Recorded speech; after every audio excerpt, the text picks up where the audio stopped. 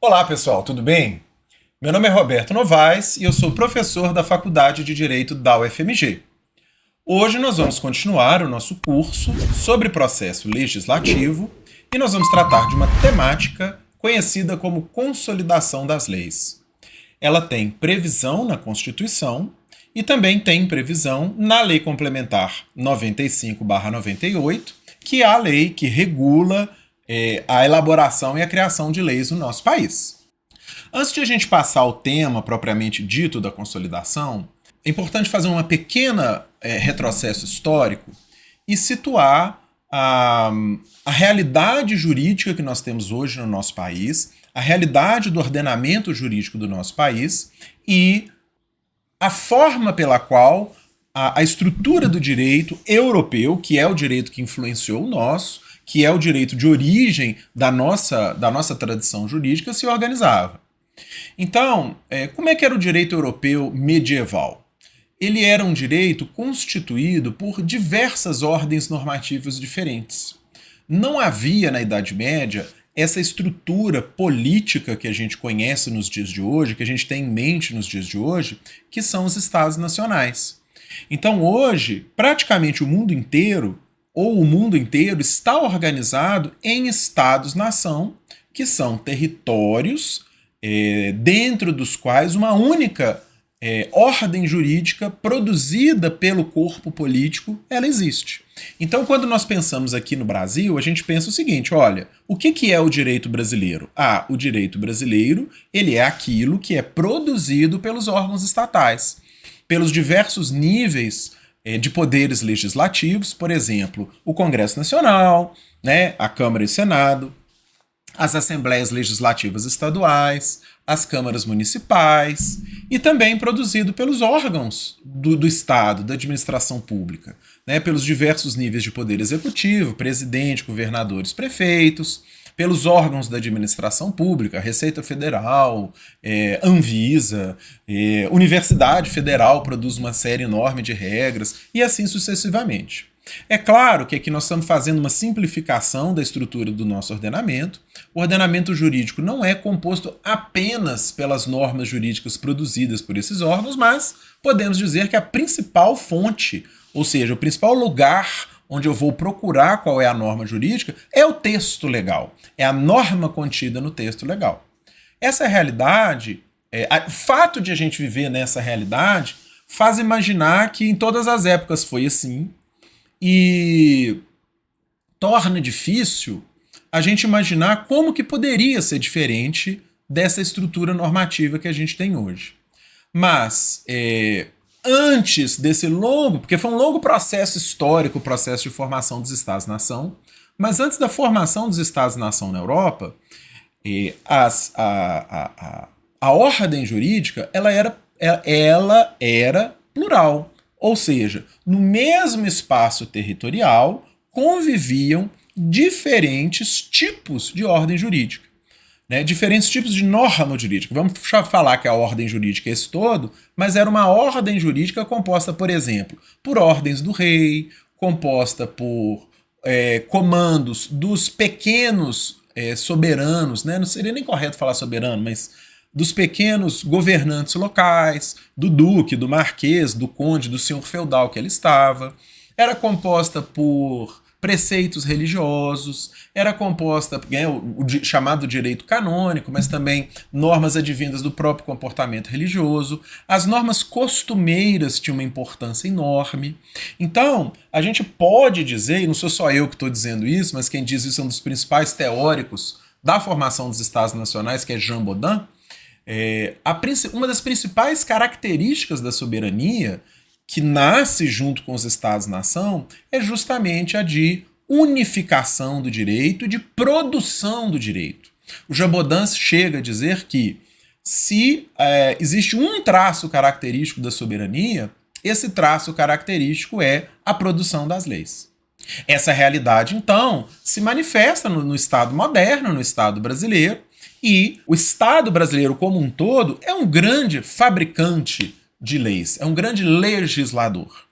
E esse Estado-nação, a gente acompanha aí no noticiário, a gente acompanha tomadas, takes, né, ao vivo no Congresso Nacional, por exemplo. Então, todos os dias estão sendo produzidas novas regras jurídicas. Mais uma vez, sejam elas regras nacionais produzidas pelo Congresso Nacional lá em cima, ou decretos do Poder Executivo, ou leis de iniciativa do Poder Executivo, enfim, leis nacionais, leis estaduais ou leis municipais. O tempo inteiro estão sendo produzidas regras jurídicas. Então, existe a previsão legal de fazer o quê? De pegar um conjunto de textos legais que foram produzidos em épocas diferentes, e não necessariamente foram produzidos pelas mesmas pessoas, foram produzidos nas mesmas discussões, textos que guardam diferenças entre si, mas que guardam afinidade temática, e juntar e consolidar esses textos em um único texto. Tá certo? Então, é esse esforço de coletar textos legais de diferentes momentos históricos, de diferentes amplitudes, uns pequenos, outros grandes, uns que versam sobre vários assuntos, outros que versam sobre aquele assunto específico, e de consolidar num único texto legal. Então, pessoal, vamos retomar aqui a leitura do texto legal no que tange a esse nosso tema de consolidação das normas. Bom, como eu tinha mencionado, a consolidação das normas ela está prevista aqui no artigo 59 da Constituição, no seu parágrafo único, que nos diz: lei complementar disporá sobre elaboração, redação, alteração e consolidação das leis. Lembrando que essa lei complementar é a Lei Complementar 95/98, com as alterações da Lei Complementar 107. Para que serve, então, essa consolidação normativa? Como já deve ter ficado mais ou menos indicado ali pela nossa introdução, ela facilita. A ideia da consolidação é facilitar a compreensão do direito pelo cidadão, porque ela vai simplificar a linguagem, ela vai reunir tudo no mesmo lugar, ela concentra, né? Passando ao segundo ponto, eu acho que essa compreensão é o objetivo geral, né? Mas por que ela faz isso? Porque ela concentra num único ponto, num único texto de referência que eu vou procurar, que eu vou ler, que eu vou encontrar tudo que eu preciso sobre aquele determinado assunto. Então a ideia é essa, né? Já que a lei se destina ao cumprimento por parte dos cidadãos, que seja esta lei no sentido geral aqui, que a ordem jurídica seja que eu tenha um único ponto, um único local onde eu possa encontrar as regras que falam sobre aquele assunto, sobre aquele tema. Tá?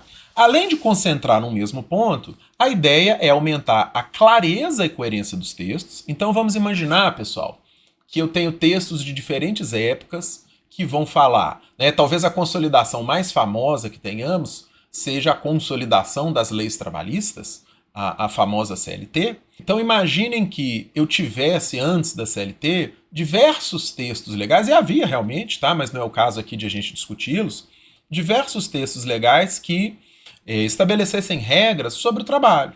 Agora, imaginem que um determinado texto usasse a expressão trabalhador, outro texto usasse a expressão locação de mão de obra, outro texto usasse a expressão empregado, sendo que essas expressões poderiam se referir ao mesmo assunto. Então, uma das técnicas de consolidação legal é justamente essa. Olha, eu vou consolidar não só juntando todos os textos num único texto, mas eu vou homogeneizar, né, o uso das palavras, chamar um determinado conceito, uma determinada característica, uma determinada situação pelo mesmo nome. E importante, pessoal, que consolidar, né, tá embaixo anotado, não é inovar no conteúdo, mas reorganizar e sistematizar. Tá certo? Então a gente pode ficar aqui com essas um objetivo geral de aumentar a compreensão, mas aumentar a compreensão como? Concentrando, melhorando a clareza. Né? Esse último ponto de racionalidade que eu coloquei aqui, não comentei, seria assim, diminuir a multiplicidade de textos, diminuir repetições. Quer dizer, é um princípio de organização geral também. Né? Então aqui são adjetivos que podemos usar como objetivos que as consolidações normativas têm. Uma diferença super importante que nós temos que fazer é a diferença entre consolidação e codificação. Tá certo? Nós todos já ouvimos falar de Código Civil, Código Penal, Código de Processo Civil, Código de Defesa do Consumidor, não é? E os códigos, eles têm uma ambição maior, do ponto de vista moderno, do que as consolidações têm. Como assim uma ambição maior? Voltando à nossa historinha do contraste do direito das ordens jurídicas medievais com a ordem jurídica moderna. Surge na Europa, a partir ali do século XVI, XVII, XVIII, em conjunto com essa unificação dos Estados nacionais, surge uma concepção filosófica, ideológica, de que deveria ser criado um único direito, um direito racional, um direito estruturado, um direito organizado, em contraste com aquela bagunça, claro que do nosso ponto de vista, do direito medieval. Então, diversos pensadores, diversos filósofos passaram a elaborar e a imaginar como que seria possível eu criar uma ordem jurídica universal, uma ordem jurídica racional, baseada na razão, uma ordem jurídica lógica, em contraste com o direito medieval, que justamente por ser plural, era um direito cheio de contradições, cheio de anacronismos, cheio de regras difíceis de serem justificadas, que estavam ali por tradição, que estavam ali por uma autoridade do tempo. Então, podemos citar aqui, por exemplo, um dos maiores defensores da codificação, que é o pensador inglês Jeremy Bentham. O Bentham, entre outras coisas, ele é o defensor do chamado utilitarismo filosófico ou utilitarismo ético. O que é esse utilitarismo? A ideia de que a ética se pauta pelo bem-estar ou pelo benefício que traz ao maior número de pessoas. Então, dentro dessa ética utilitarista, que não cabe aqui a gente discutir em profundidade, uma das ideias que Bentham defendeu era justamente a ideia de criar um único código de leis. E que esse código pudesse organizar de maneira simples, de maneira racional, de maneira estruturada, toda a legislação aplicável aos cidadãos do reino. Ironicamente, né, Bentham era inglês e o direito inglês até hoje não é um direito codificado. Enquanto que a ideia de código, ela vinga no continente, no chamado direito continental. E talvez esse momento histórico seja um dos momentos nos quais a gente começa a ter a grande divergência entre duas grandes formas jurídicas, né? O direito insular, o direito inglês, chamado de common law, que tem toda uma série de características, e de outro lado, o direito continental, o direito romano-germânico, o direito que vai ser criado e vai ser desenvolvido nos países da Europa continental. Então a codificação, ela tem, né, como até hoje tem, mas com outros traços diferentes dessa época, mas nessa época tinha essa pretensão de pensar assim, olha, nós estamos criando os estados nacionais. Claro que não é assim, né, pessoal? Estou tentando simplificar. Mas nós estamos aqui criando os estados nacionais. Esses estados nacionais, eles são soberanos, eles são os únicos produtores do direito dentro do território, dentro deste território. Então, nós vamos organizar esse direito aqui nos livros oficiais desses estados-nação. Então, o que é ter um Estado unificado com um poder soberano? Ter um Estado unificado com poder soberano é ter um Estado no qual um único chefe, um único poder, uma única fonte é a produtora de toda a ordem jurídica. Agora é importante a gente fazer uma distinção aqui que existem coletâneas de legislação antigas que ganham o nome de código.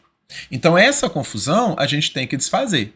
Vocês já devem ter ouvido falar, por exemplo, no Código de Hammurabi. Vocês já devem ter ouvido falar no Código de Justiniano.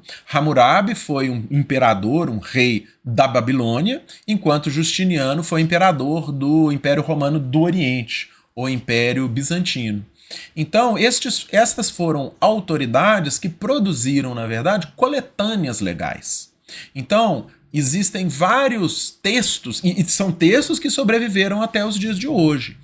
O Código de Hammurabi, ele está lá, uma pedra enorme, no Museu do Louvre, e nessa pedra a gente tem no topo a figura de Hammurabi, e em todo o corpo dessa pedra está escrito em caracteres cuneiformes as normas ali do Império de Hammurabi. Então é um conjunto de normas que não tem essa pretensão de sistematicidade, dessa estrutura toda, nem tem por detrás essa filosofia e essa ideologia de ser uma construção racional, integral, de como deve ser a ordem jurídica, de como que a vida dos cidadãos vai ser regulada de uma maneira completa. Então, a gente tem que ter essa cautela de pensar que diversos textos legais antigos recebem esse nome de código, inclusive recebem o nome em latim, codex, mas eles não são códigos no sentido moderno, no sentido contemporâneo. Então aqui, olha, código vem do latim caudex e codex, que vira, né, codix, que significaria tronco de árvore cortado, cepo, e daí tabuinha de escrever, lista, documento, livro, códex. Aqui eu estou só citando mais alguns exemplos, né? O código de Ur-Nammu, Ur era uma cidade da Suméria, o código de Hammurabi, que nós já mencionamos, o código de Teodósio, também já na época romana, né? Ur-Nammu e Hammurabi bem mais antigos, escritos em cuneiforme, salvo engano o código de Ur está escrito em sumério. Já o código de Teodósio e o código de Justiniano, que não são códigos, como eu disse, nenhum deles é código, né, pessoal? Mas são essas compilações e são essas coletâneas. O próprio código de Justiniano, eu tenho aqui a coleção dele em inglês, né, em 4, depois eu confiro quantos são, em 4 ou 5 volumes aqui. Ele não é só uma compilação de normas, mas ele também é uma compilação de histórias jurídicas, de pareceres jurídicos, de opiniões jurídicas. Ele tem uma parte que é um curso de direito. Então, enfim, é um compilado de documentos de diversas naturezas diferentes, não só normas estrito sensu, não só comandos estrito sensu, do direito romano. Bom, quais são as características do Código Moderno? E aqui eu pedi ajuda a obra do meu colega professor lá da faculdade, professor Giordano Bruno, que é professor de Direito Civil, e ele tem um livrinho precioso que se chama Introdução à História do Direito Privado e à Codificação. O professor Giordano Bruno ele vai elencar aqui, na visão dele, 5 características acerca dessa codificação moderna. Então a primeira delas a gente já mencionou, a ideia de completude. Ou seja, eu vou pegar uma área do direito, todo o direito civil, todo o direito penal, todo o direito tributário, e eu vou escrever um único texto organizado que vai regular toda aquela área do direito. Não é só um tema, não é só um assunto. O próprio Código Civil, ele tem diversos assuntos. Ele trata de casamento, ele trata de sucessões, ele trata de contratos, ele trata de direitos reais, quer dizer que é posse e propriedade, enfim, né? Mas a ideia é que ele trate de toda a temática do direito privado. A ideia é que ele seja claro, e essa clareza ela advém muito mais de uma uniformização da linguagem,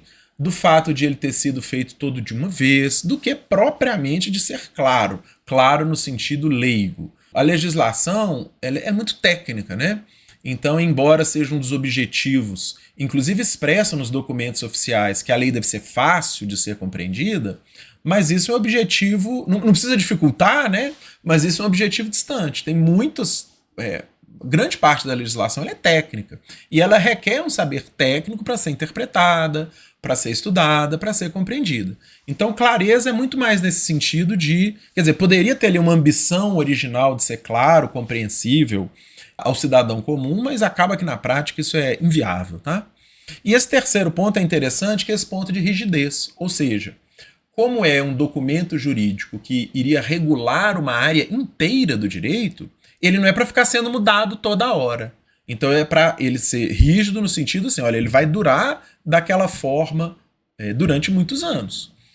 Só para a gente ter uma referência, é claro que sujeitos a alterações nesses anos, mas o Brasil só teve um Código Civil em 2001, 2002, depois de quase 100 anos, depois do Código de 16. Aliás, o Brasil só teve 2 códigos civis, o Código de 16 e o Código aqui de 2002. Essas últimas 2 características o professor Giordano elenca, mas eu, com todo respeito, coloquei aqui uma interrogação. Não é possível essa característica da brevidade, os códigos são grandes, eles são diplomas legais longos.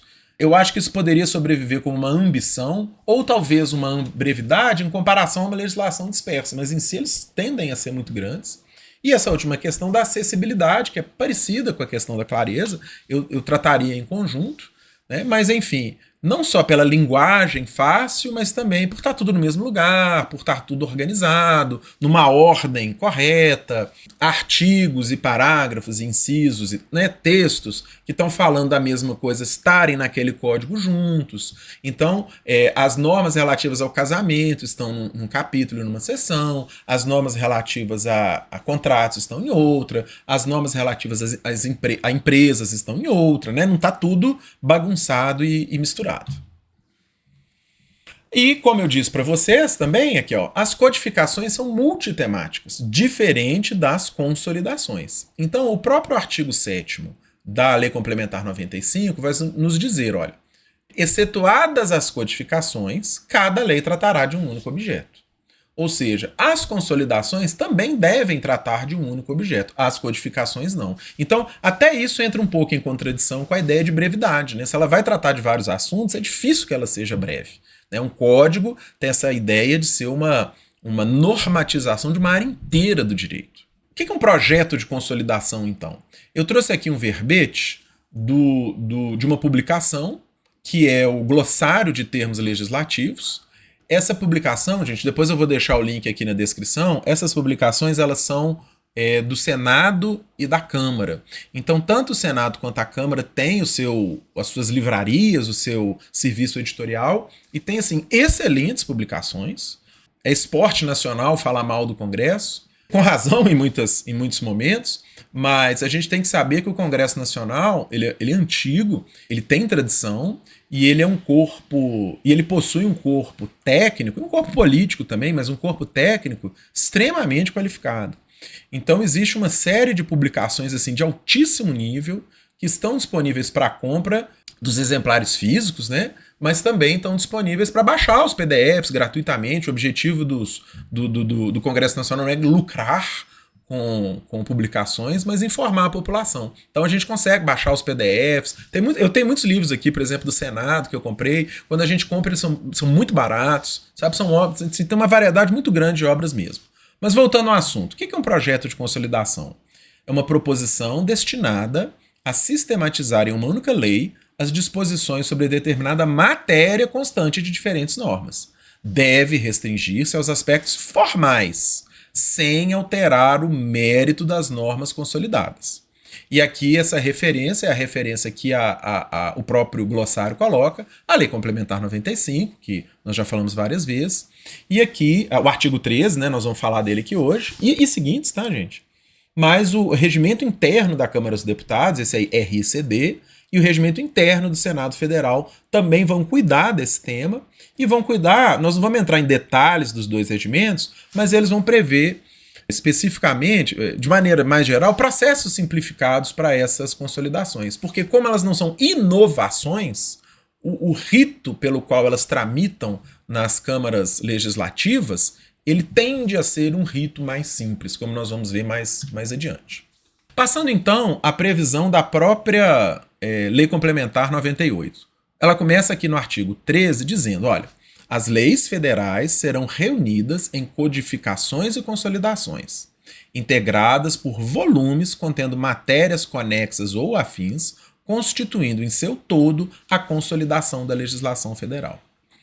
É interessante notar que essa consolidação da legislação federal ela nunca foi feita, ela nunca ficou pronta. Até onde eu pude pesquisar, e enfim, se alguém souber de mais informações do que eu pude levantar, eu peço aí que deixe nos comentários pra gente, mas houve naquele momento histórico, em 1998, a ideia de se criar uma consolidação nacional, ou seja, eu ter um único local em que eu ia produzir e encontrar aquele super manual, né, aquela super consolidação, um índice mesmo, né, um dicionário, um índice, uma enciclopédia da legislação brasileira. Só que isso foi uma empreitada assim, extremamente difícil de ser feita, evidentemente, e ela acabou não logrando êxito no sentido de produzir uma consolidação da legislação federal.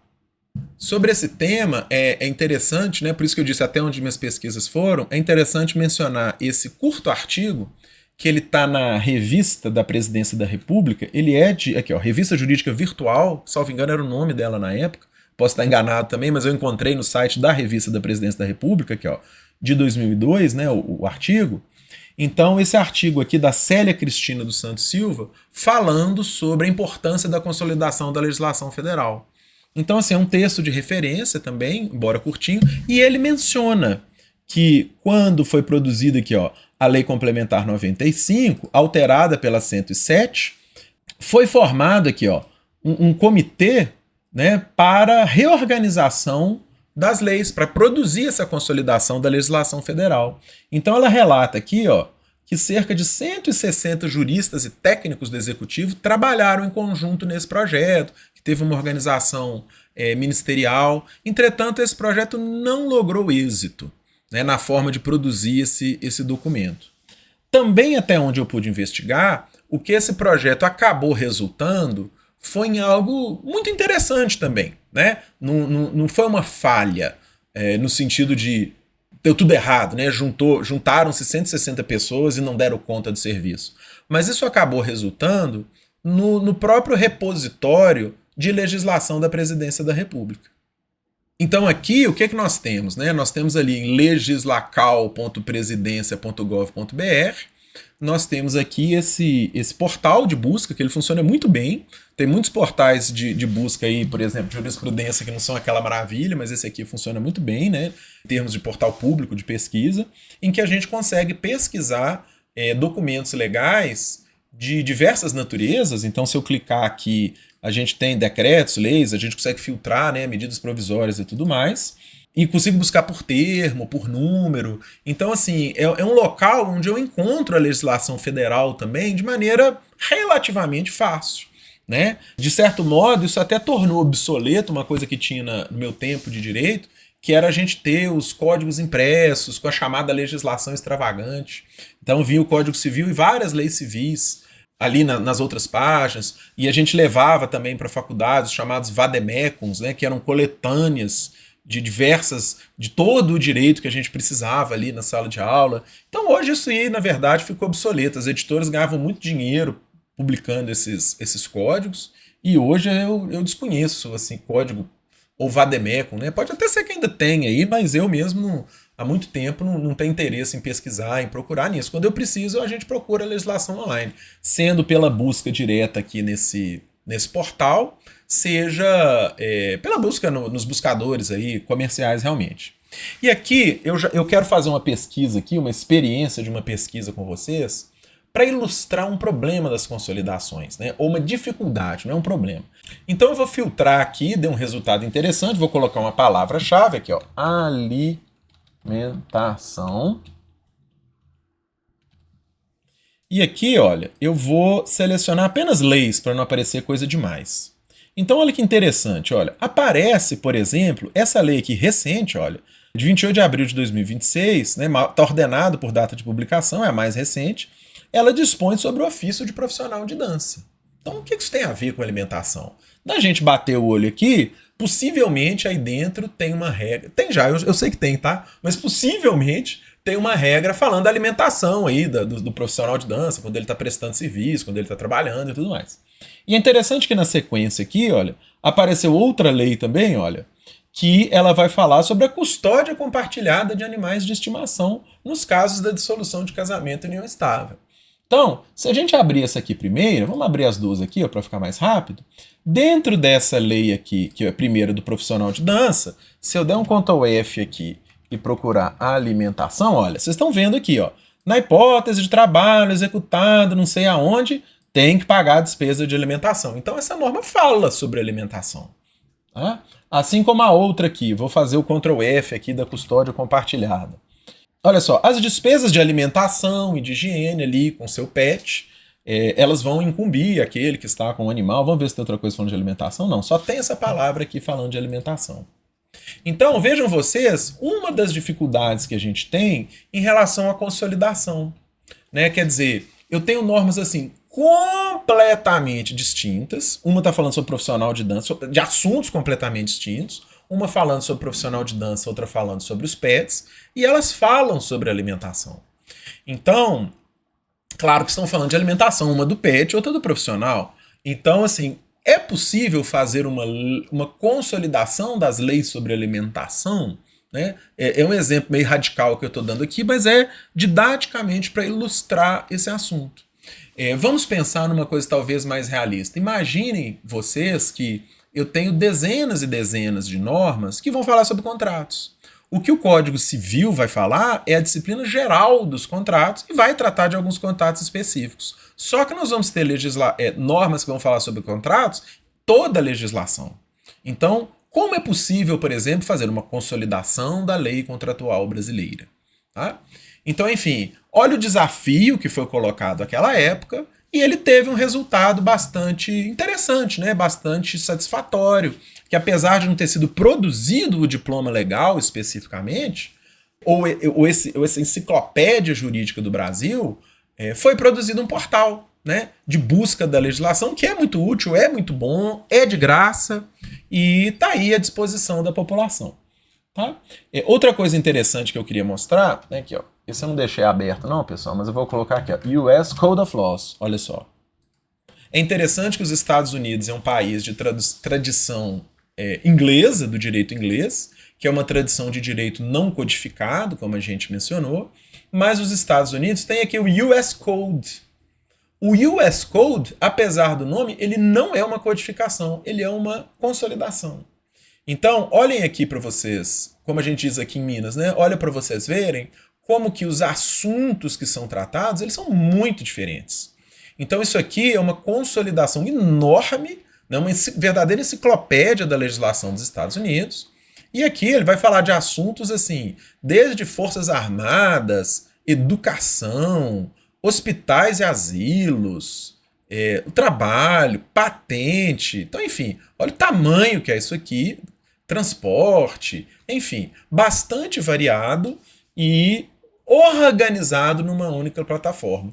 Aqui o primeiro resultado que apareceu foi aqui da Universidade Cornell, né, uma universidade lá no Nordeste dos Estados Unidos, e ela está reproduzindo aqui o conteúdo do US Code. Então, eu quero saber sobre direito autoral. Então tem o título 7 do US Code, dividido aqui em capítulos, e vou clicar aqui num deles, olha, é imenso, o US Code é imenso, tá?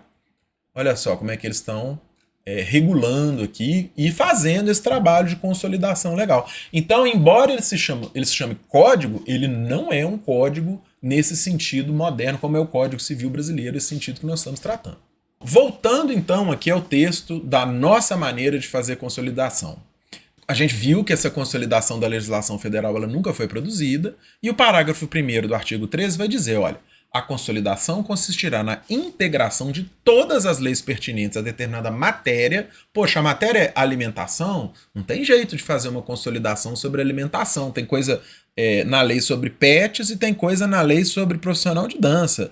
Vai ter alimentação falando de vigilância sanitária. Vai ter alimentação de criança na escola. Vai ter alimentação no caso de bebida alcoólica. Vai ter regulação de sódio, gordura e as lupas, né, da rotulagem de alimentos, enfim. É possível produzir uma legislação sobre alimentação? Então, não é trivial se escolher qual é o único assunto que vai ser objeto de consolidação. Mas, enfim, determinada matéria num único diploma legal, olha só, revogando-se formalmente as leis incorporadas à consolidação, sem modificação do alcance, nem interrupção da força normativa dos dispositivos consolidados. Isso aqui, gente, nós temos em pano de fundo sempre a ideia de que uma consolidação ela não inova. ela vai pegar normas já existentes, vai organizar, vai juntar num único diploma legal. Nós vamos ver que você pode escolher um e alterar aquele diploma legal, como você pode fazer um novo. Né? Quer dizer, você pode pegar várias normas dispersas e juntar naquele diploma legal que já existe, como você pode fazer um totalmente diferente. E aqui a ideia, o comando que está presente na Lei Complementar 95 de que a revogação tem que ser expressa. Né? Quer dizer, se eu tenho uma norma principal que ela está servindo de base para a minha consolidação, né? Eu tenho aqui o Código de Defesa do Consumidor. Né? Talvez o Código de Defesa não seja um bom exemplo, né? Porque ele é um código. Mas imagine aqui que eu tenho uma lei falando sobre animais, né? Sobre proteção aos animais. Olha, essa norma que fala da guarda compartilhada ou dos cuidados com o animal, com o pet, com a dissolução da sociedade conjugal, ela poderia ser incorporada a essa legislação sobre proteção aos animais de uma forma em geral. Né? E a partir do momento que ela fosse incorporada a essa incorporação implicaria na revogação dessa outra norma, mas aqui sem modificar o alcance e sem interromper os dispositivos consolidados. Não é inovação, não é nova norma, é a mesma norma que eu só organizei e mudei de lugar. Preservando, vamos continuar a leitura aqui então, né? Preservando-se o conteúdo normativo original dos dispositivos consolidados, poderão ser feitas as seguintes alterações nos projetos de lei de consolidação. Aqui, de 1 a 8, são as mais simples de serem feitas, as mais fáceis. Vamos ver quais elas são? Então aqui, ó. Introdução de novas divisões, ou seja, seção, capítulo, livro, enfim, é organização de blocos de artigos, diferente colocação e numeração dos artigos consolidados, obviamente. Eu não vou pegar o artigo terceiro da lei que eu estou consolidando, vou pegar 15 artigos terceiros de 15 normas diferentes, eles vão ser todos artigos terceiros da lei consolidada, não faz nem sentido. Eu vou numerar de outra maneira. Fusão de disposições repetitivas ou de valor normativo idêntico. Então olha só como é que aqui já fica um pouquinho mais complicado. Repetitivo ou valor normativo idêntico. A repetição, se ela for idêntica, é fácil de ver. E se ela for parecida? E se ela for diferente, mas o valor normativo for idêntico? Então aqui já requer interpretação. Né, já requer eu avaliar se aquele texto, quer dizer, quando o texto é idêntico, claro que não, mas quando o texto já é diferente, aquela norma é a mesma, é questão de se avaliar realmente, né?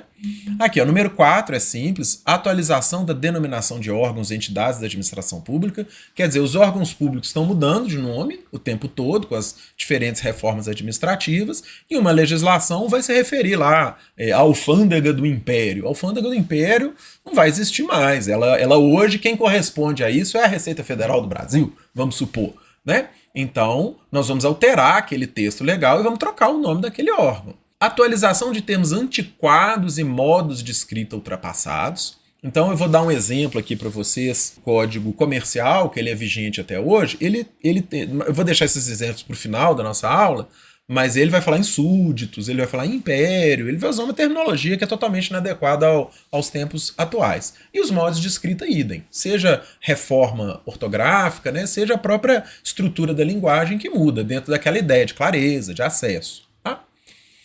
A atualização do valor de penas pecuniárias com base em indexação padrão. Isso é bastante complicado, né? Ainda mais no nosso país em que a gente teve, quer dizer, inflação existe no mundo inteiro, mas nós ainda tivemos várias e várias reformas na nossa moeda, dos réis aos cruzeiros, cruzeiros reais, cruzado novo, até chegar no real. Então isso torna complexo a atualização. Eu vou trazer também um exemplo da Lei de Contravenções Penais e torna assim óbvia a necessidade de atualização. Eliminação de ambiguidades decorrentes do mau uso do vernáculo. Aqui é interessante a gente destacar até essa curiosidade, né? Veja que esse inciso 7 ele não é muito fácil de ser lido, então é quase uma contradição em termos, uma contradição performativa aqui.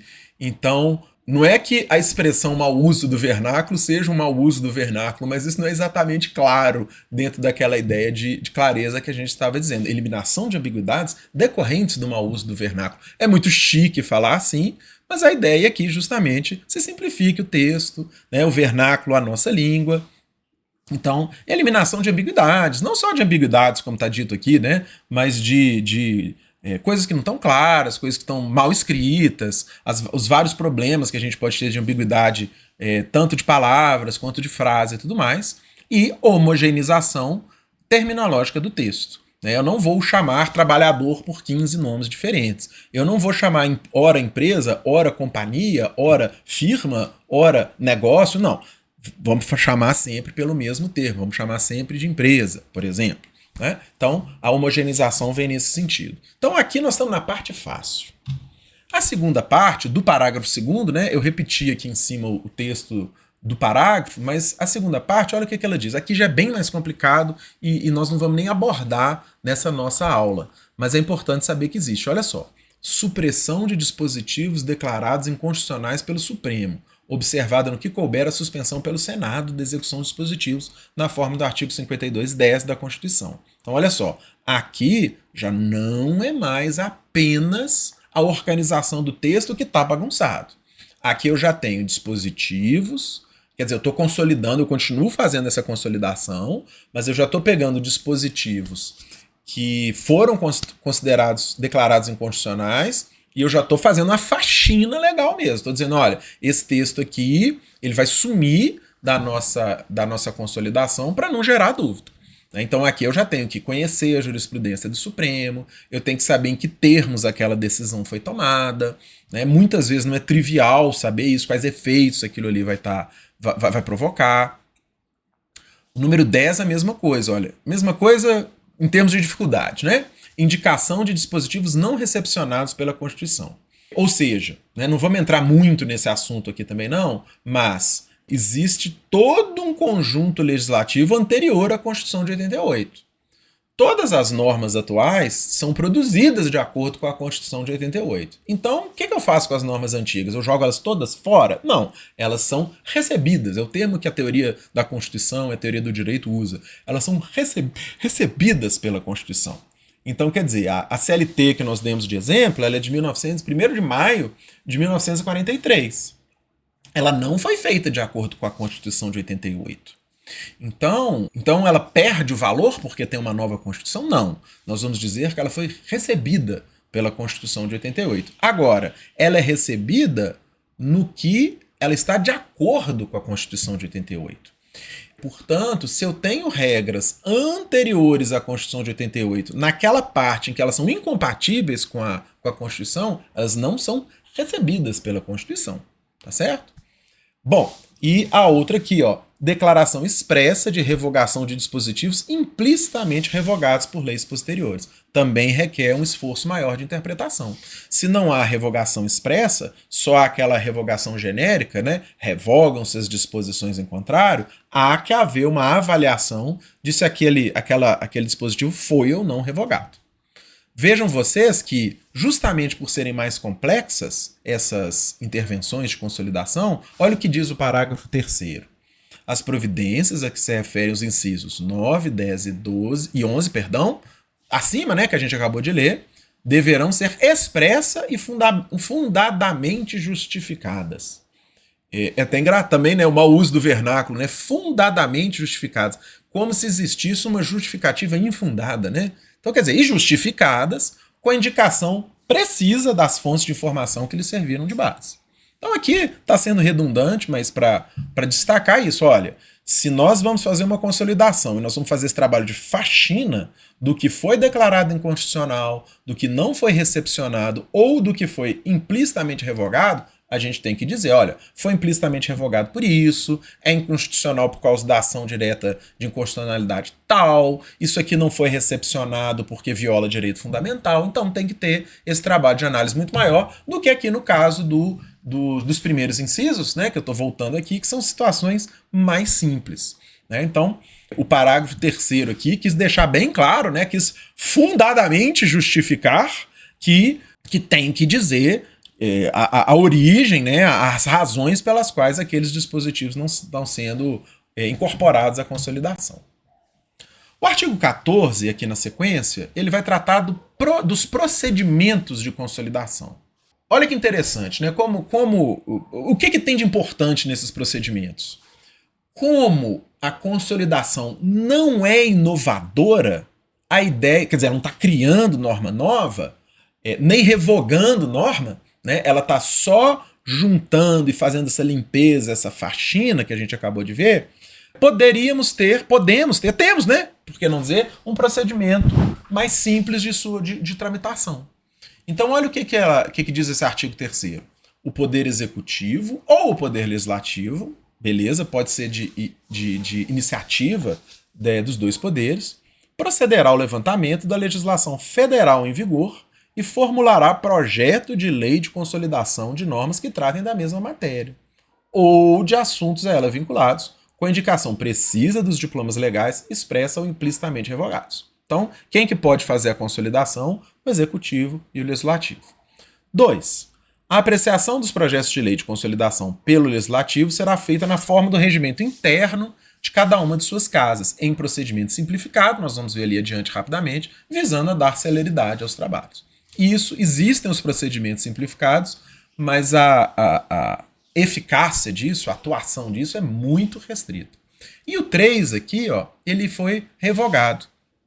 Eu trouxe aqui o 3 original, como saiu no Diário Oficial. Aqui eu colei o textozinho aqui do Diário Oficial lá de 1998, que tinha esse inciso 3º. Olha o que ele dizia, né? Tá aqui nesse slide, dificuldades da consolidação. A mesa do Congresso Nacional adotará todas as medidas necessárias para, no prazo máximo de 180 dias, a contar do recebimento dos textos de que tratam os incisos 1º e 2º, ser efetuada a primeira publicação da consolidação das leis federais brasileiras. Olha o otimismo desse inciso, e isso nunca não foi para frente, né, não obteve êxito, por razões óbvias, né? Como é possível em 180 dias a gente, né, uma comissão de 100 mil juristas dá conta de fazer todo esse trabalho de consolidação, né, a enciclopédia do direito brasileiro. Isso não logrou êxito, isso não foi possível e acabou sendo posteriormente explicitamente revogado.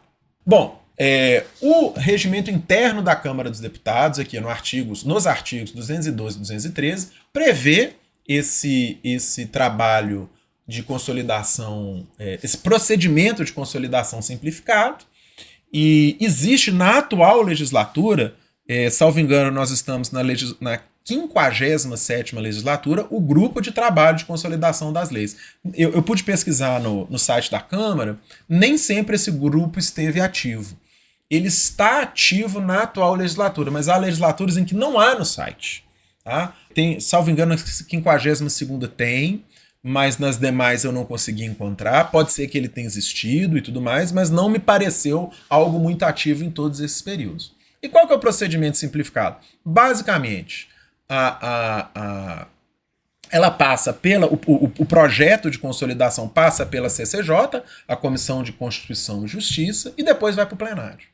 Tá certo? Ele passa pelo grupo de trabalho, pela CCJ e depois vai para o plenário. No Senado é um pouquinho diferente. Esse projeto de consolidação ele passaria pela comissão mais pertinente, né? Então, são aquelas comissões temáticas, né? Comissão de Assuntos Econômicos, Comissão de Relações Internacionais, Comissão de Educação e assim por diante, e dali ela iria direto para o plenário, ou seja, não precisaria de tramitar por todas as outras comissões. E aqui seguindo também o rito, o procedimento de ter a casa iniciadora e a casa revisora. Isso aí não foi abolido por isso. A simplificação é dentro de cada casa. Vamos ver aqui o que diz ainda o artigo 14 em relação aqui aos procedimentos. Mas o artigo 14 continua dizendo, olha, não serão objeto de consolidação as medidas provisórias ainda não convertidas em lei.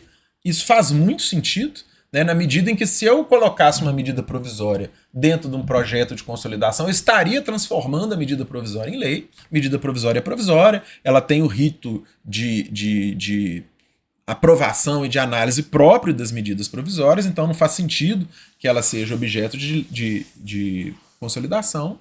A mesa diretora do Congresso, de qualquer uma de suas casas, e qualquer membro ou comissão da Câmara, do Senado ou do Congresso poderá formular projeto de lei de consolidação, então não é privilégio só de um colégio de líderes, só da mesa, então enfim, qualquer membro do Congresso pode propor. E, observado o inciso 2º do caput, que é o que fala aqui, olha, sobre o regimento interno simplificado, simplificar o projeto de tramitação, será admitido projeto de lei de consolidação destinado exclusivamente à declaração ou revogação de leis e dispositivos implicitamente revogados, ou cuja eficácia ou validade encontre-se completamente prejudicada. Essa eficácia ou validade pode se encontrar prejudicada até por razões materiais também. Né? Mas aqui, ou seja, eu poderia fazer um projeto de lei de faxina mesmo, sair revogando um monte de norma antiga. Né? Artigo 1º, ficam revogadas, fazer aquela lista de normas revogadas. E a última coisa aqui, ó, inclusão de dispositivos ou diplomas esparsos em leis pré-existentes, revogando-se as disposições assim consolidadas nos mesmos termos do parágrafo 1º do artigo 13.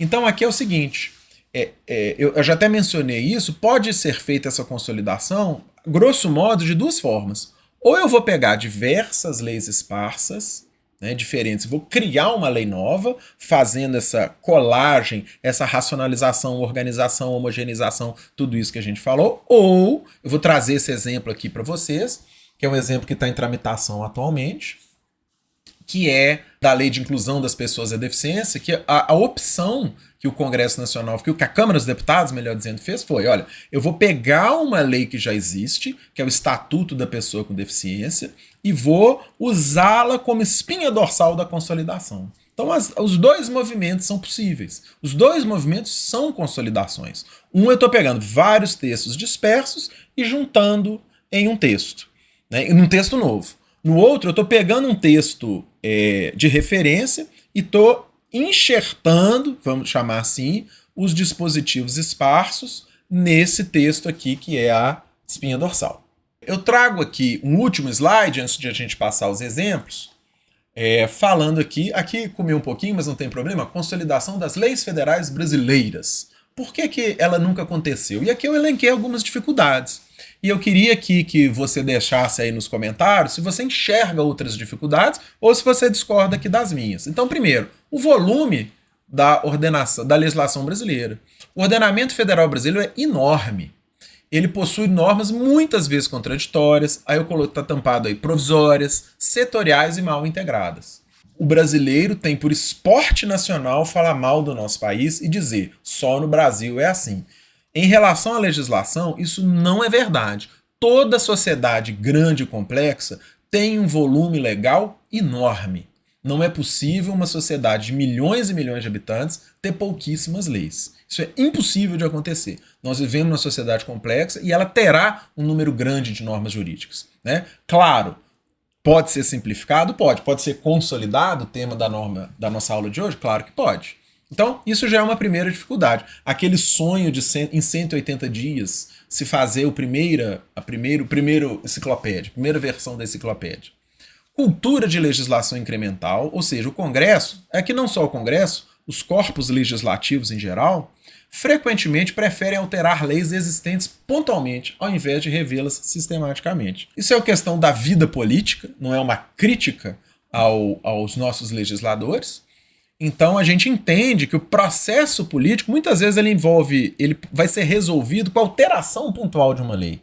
Então a gente está com um problema ali premente naquele momento, precisa de fazer uma correção naquilo ali, e não vamos, a todo momento, rever a legislação inteira. Né? Isso é igual na nossa casa, né? Eu preciso de arrumar minha mesa para eu poder almoçar. Né? Se eu for arrumar a casa inteira para eu almoçar, eu não almoço. Então eu vou resolver aquele problema ali pontual, o que ficou para trás ficou. Dificuldade técnica da revogação implícita, isso é bastante difícil. Né? Então, olha só, grande parte do direito ele depende da compatibilização jurisprudencial e administrativa. Consolidar exige decidir conflitos interpretativos delicados, como a gente já mencionou. Né? O que foi revogado, o que não foi, o que foi declarado inconstitucional, o que não foi, o que foi recepcionado, o que não foi. É um trabalho difícil, não é trivial. A ausência de órgão permanente. Então a gente não tem no Brasil esse órgão, seja do poder executivo, seja dos poderes legislativos, que fica lá fazendo diuturnamente esse trabalho de consolidação. O que a gente até tem, gente, e é importante fazer essa distinção, são os trabalhos de compilação.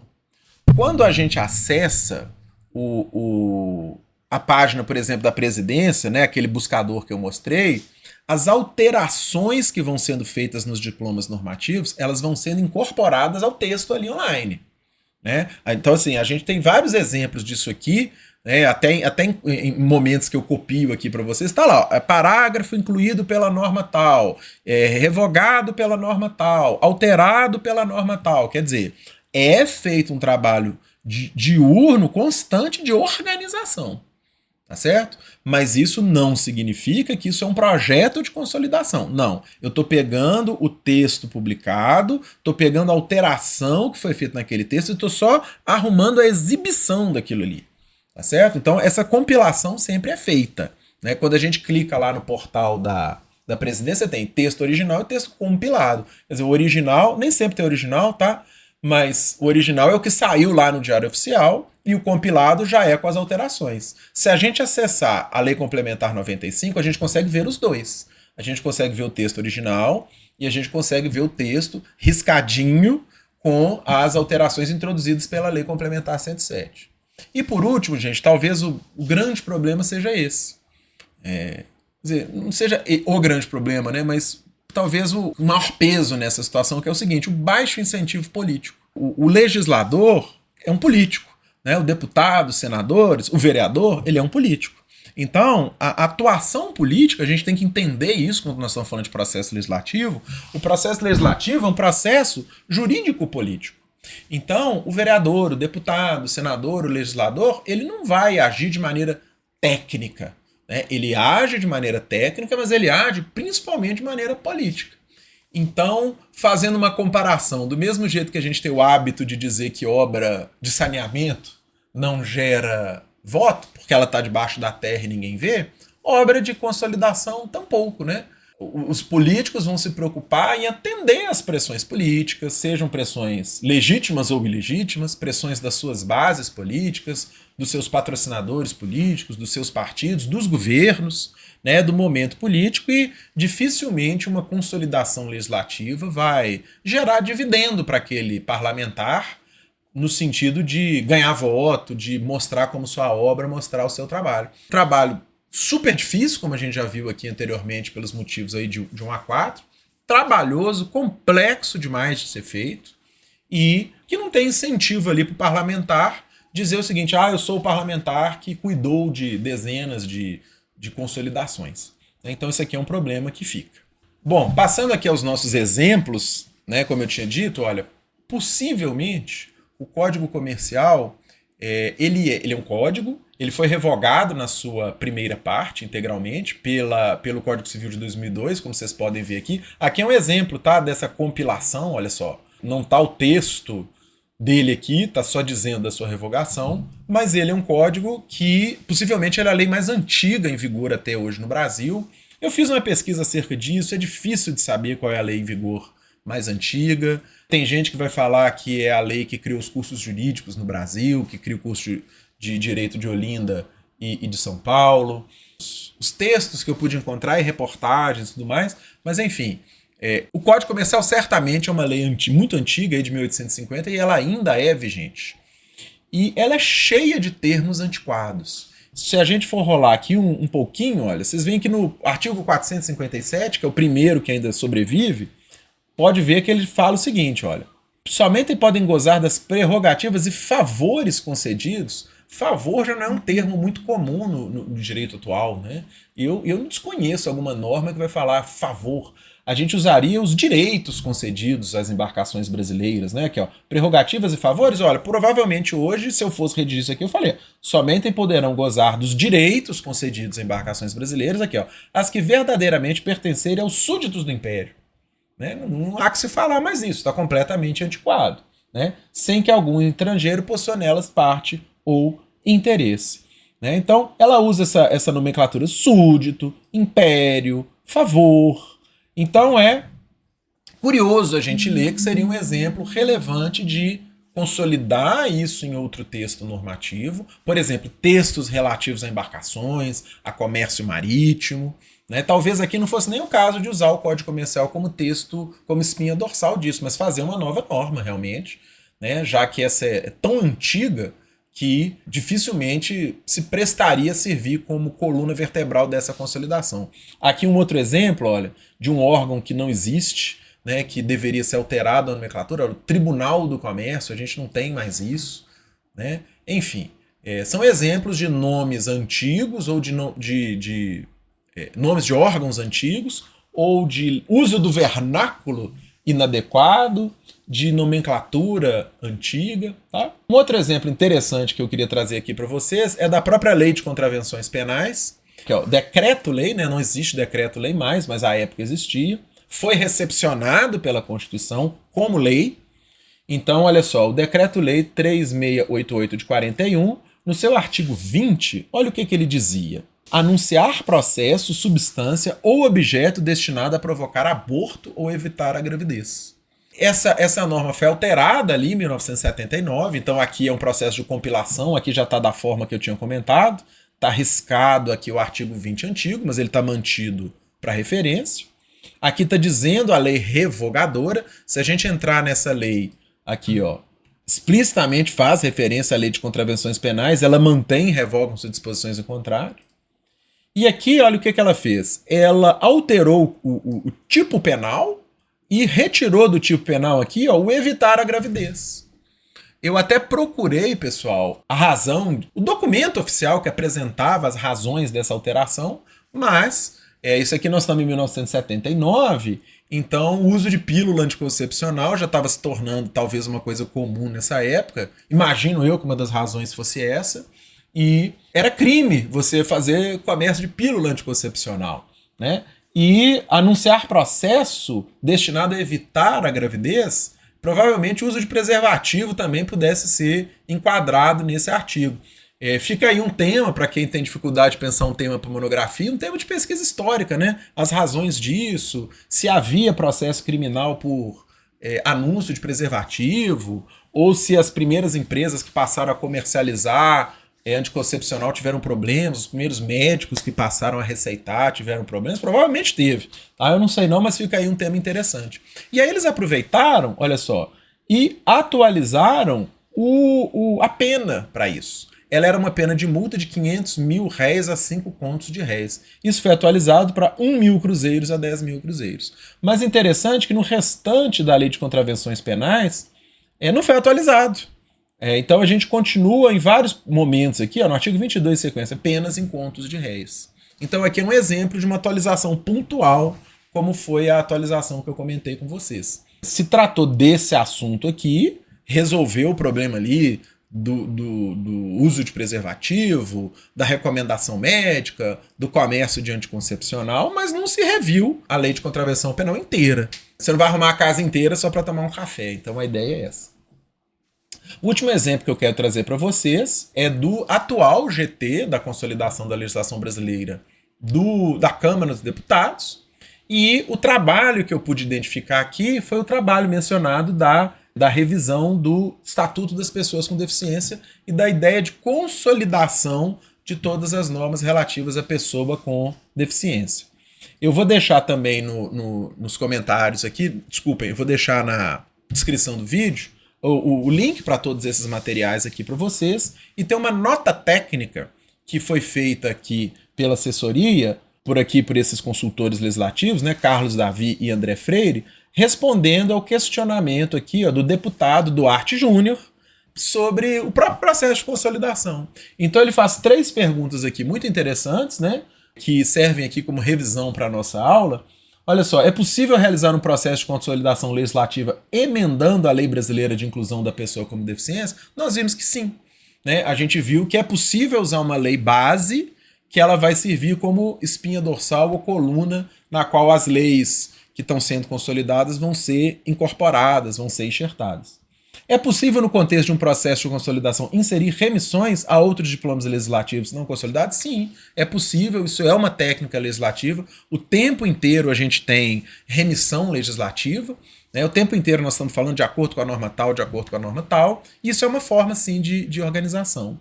E por fim, né? 3, por fim, durante o processo de consolidação, seria juridicamente admissível qualquer hipótese de restrição ou retrocesso de direitos, especialmente no que tange aos direitos da pessoa com deficiência?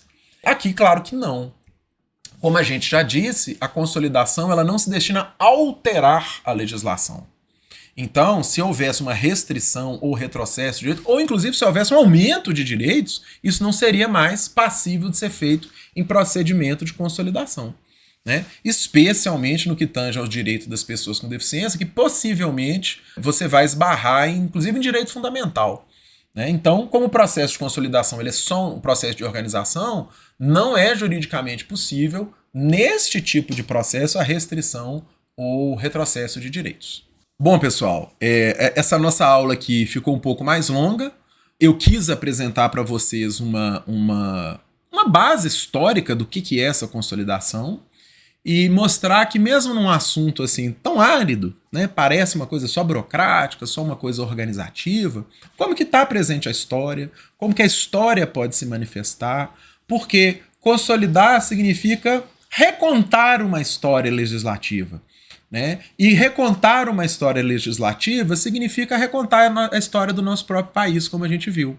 Ou seja, a gente viu, por exemplo, no caso da Lei de Contravenções Penais, um problema localizado historicamente, como que ele aparece no movimento de organização das leis. Ah, eu esqueci de dar um último exemplo aqui para vocês, que é um exemplo também muito interessante da legislação aqui de Belo Horizonte, que é um exemplo de consolidação, mas que é uma consolidação mais fácil de ser feita, como vocês vão ver aqui. Vamos voltar a esse exemplo antes de encerrar.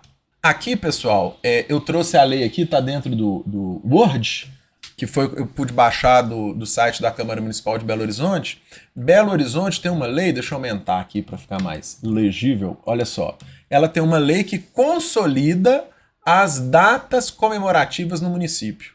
Então, muito comum em todo município ter, na União também, nos estados também, muito comum a existência de datas comemorativas. Belo Horizonte tem dezenas de datas comemorativas, algumas meritórias e relevantes, outras até engraçadas, para falar a verdade, mas o que foi feito aqui? Foi feita num único corpo legal, regras gerais aqui sobre datas comemorativas, né, nessas disposições preliminares, então a gente pode ver aqui a própria reorganização em seções, em capítulos, e a lei vai listando diversos dias comemorativos, tá? E vai colocando dia comemorativo, semana comemorativa, coloca algumas disposições aqui, ó, acerca daquele dia específico, né? Então, por exemplo, aqui no 46 só institui o Dia da Paz e da Solidariedade.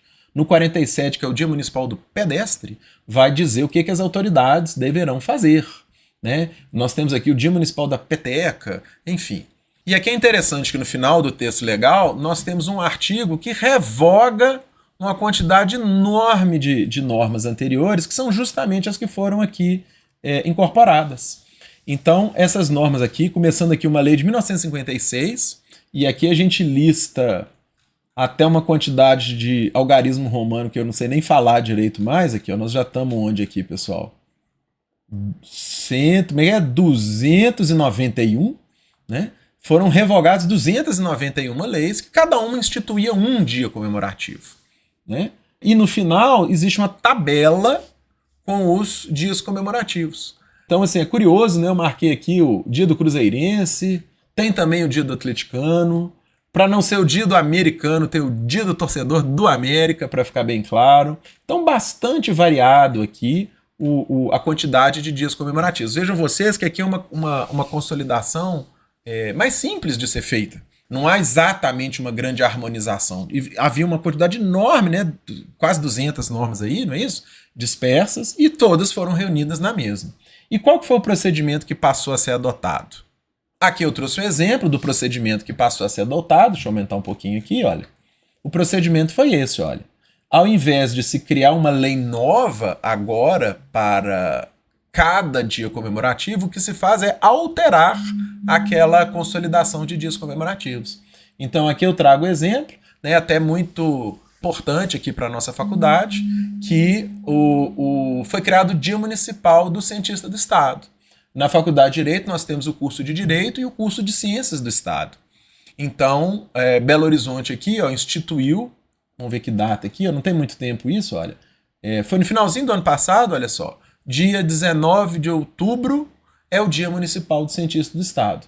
Então, ao invés de ser criada uma nova norma, o que se fez foi fazer uma lei que altera uma lei existente, que é o nosso catálogo de dias municipais. Então, aqui é um exemplo de uma consolidação municipal. Claro que ela é relativamente mais simples, mas mesmo assim vocês podem ver o trabalhão que deu para fazer isso aqui, e de hoje em diante uma boa prática do processo legislativo, de, ao invés de sair criando um monte de novas leis sobre dias comemorativos, e tem sobre nome de próprios públicos, tem sobre símbolos municipais, isso tudo consolidado num único documento, e esse documento legal é o documento que passa a ser alterado.